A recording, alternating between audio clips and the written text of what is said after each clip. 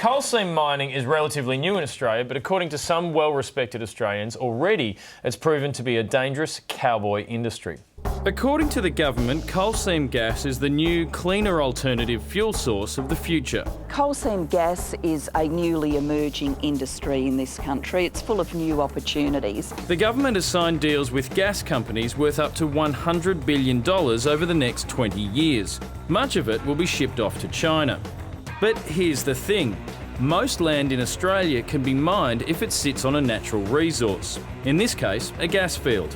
And companies have the right to access private land to explore for gas without the owner's consent, sparking emotional protests across the country. There's about 140 wells within a 2-kilometre radius of our properties, so we knew it was coming. Megan Baker's family has been farming this land west of Dalby for more than half a century. But when the energy company came knocking, they didn't put up a fight. You don't have a choice in a legal sense. Our solicitor said it's a very expensive process and we have a 99% chance of losing. There are now 9 wells on their property as close as 60 metres from the family home. The Bakers say they've had to learn to live not only with the development, but the safety risks that come with living on a gas field. We received a phone call at about 11:30 at night asking us to stay away from any infrastructure. For almost 3 days, we were confined to the house yard. The possibility for explosion would have been 60 metres from our house. With their family farm now an industrial zone, even selling up isn't much of an option. So if we were to put our properties on the market tomorrow, who in their right mind is going to buy it? And I'm sorry I'm getting upset, but what option do we have? We don't have an option anymore. I think the feeling of the community is helplessness. You know, I mean, you feel like a prisoner in your own home. Dayne Pratzky is a southeast Queensland local, where coal seam gas mining has taken off, and more than 4,000 wells have sprung up in the last decade, including on his property. Our rights as landholders are gone. We don't have them anymore. The government stripped them away and gave the rights to the companies. He says the industry is destroying Queensland farmers' lives, and the rest of the country will be next. Coal seam gas is not limited to Queensland. It's intruding into New South Wales at the moment and into Victoria. In fact, every state in Australia is going to be experiencing the same thing as Queensland. Coal seam gas is mined by a process referred to as fracking. A concoction of water, sand and chemicals are pumped into coal seams under the ground, fracturing the coal and releasing methane, which is then processed. In America, fracking has led to underground water sources being contaminated, not just with chemicals, but also with the gas itself. And residents have been able to light their tap water on fire. Even more terrifying, it's happening here too, with evidence of water bores on farmland being set alight.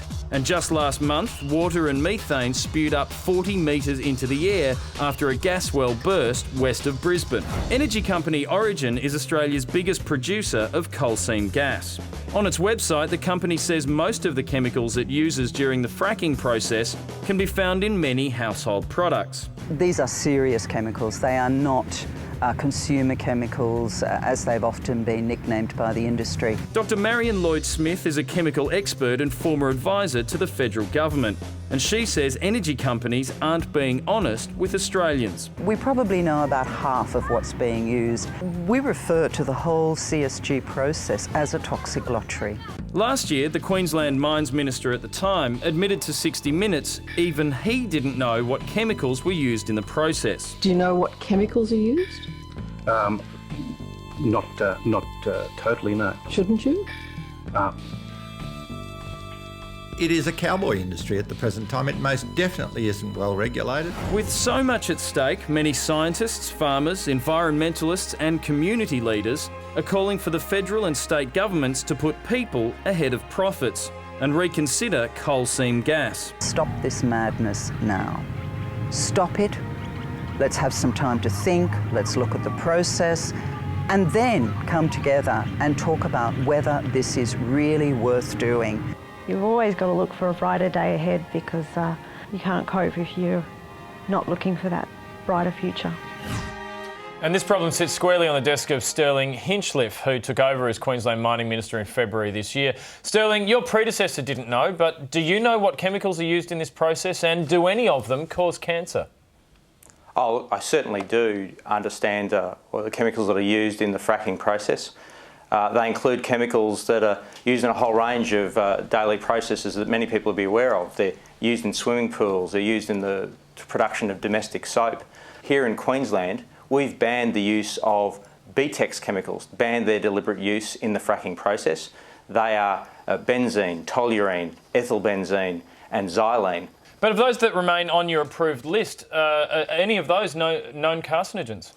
Oh, look, a whole range of chemicals in the inappropriate proportions can have carcinogenic effects. That's why they are so heavily regulated. In New South Wales, they've put a moratorium on this for the moment while they investigate the concerns. Do you have some kind of evidence that they don't have in New South Wales? Can you give a cast iron guarantee to Queenslanders? Well, I think this is a great example of somewhat like State of Origin football, where New South Wales are playing catch-up. We've had in place a strong regulatory framework for a lot longer now. We've had a more extensive experience in the coal seam gas extraction process. If I were in New South Wales, where they hadn't put in place a strong framework, I think a moratorium would be appropriate. Sterling, health effects aside, do you think it's fair that farmers have no real way of stopping resource companies coming onto their land and effectively setting up shop? Well, one of the things that's been part of our resource sector throughout Australia for about 100 years has been that those resources that are under the ground are owned by all the people of the state. Those resources are accessed on behalf of the government by resource companies in order that we can get the benefits of that through royalties and through the investment that it brings. But my experience, Steve, is that a huge number of landholders are really appreciating the off-farm income that this industry is supplying to them. This is providing great opportunities. This is an industry that's going to deliver over the coming years some $40 billion worth of investment into Queensland, and will provide more than 18,000 direct and indirect jobs. Well, Sterling, for the sake of the environment and the people of Queensland, I do hope you have that balance right. Thank you, Charlie.